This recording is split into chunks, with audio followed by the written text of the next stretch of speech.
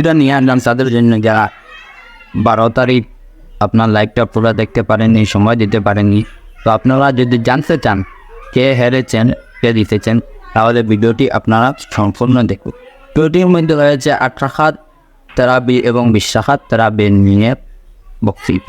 তার রাহুল আলী হাসান ওসামাকে 8টি দলিল দিলেন 8 রাকাত তারাবি নিয়ে। তারপরে আলী হাসান ওসামা নান দলিল পেশ করলেন যে 8 রাকাত তারাবি উমর রাদিয়াল্লাহু তাআলা আনহু জমানার মধ্যে অনেক জায়গায় অনক্কলে বলেছে, অনেক জায়গায় ভিন্নভাবে আপনার বর্ণনা করা হয়েছে। উমর রাদিয়াল্লাহু তাআলা আনহু জমানার মধ্যে তিনি এই 8 রাকাত তারাবি নিয়ে বর্ণনা করেছেন, কিন্তু আদেশ দেননি। এই 8 রাকাত তারাবির মধ্যে কোনো আদেশ বা নিষেধ নাই। আর এই যে উনি যে দলিল পেশ করলেন সেটার মধ্যে আদেশ রয়েছে, আর এটা লোকেরা আমল করেছে, যার জন্য যে আমল করার জন্য এই দলিলটা শক্তিশালী হয়েছে। মাশাআল্লাহ, অনেক সুন্দর একটি বাস হয়েছে, আপনারা দেখলে বুঝতে পারবেন।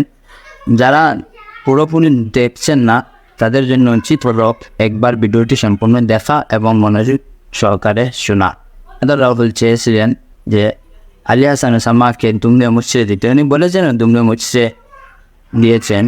তারপরে হাসি হাসি মুফতি আলী হাসান ওসামা ব্রাদার রাহুলকে দুমড়ে মুচড়ে দিয়েছেন। মাশাআল্লাহ, অনেক সুন্দর হলো।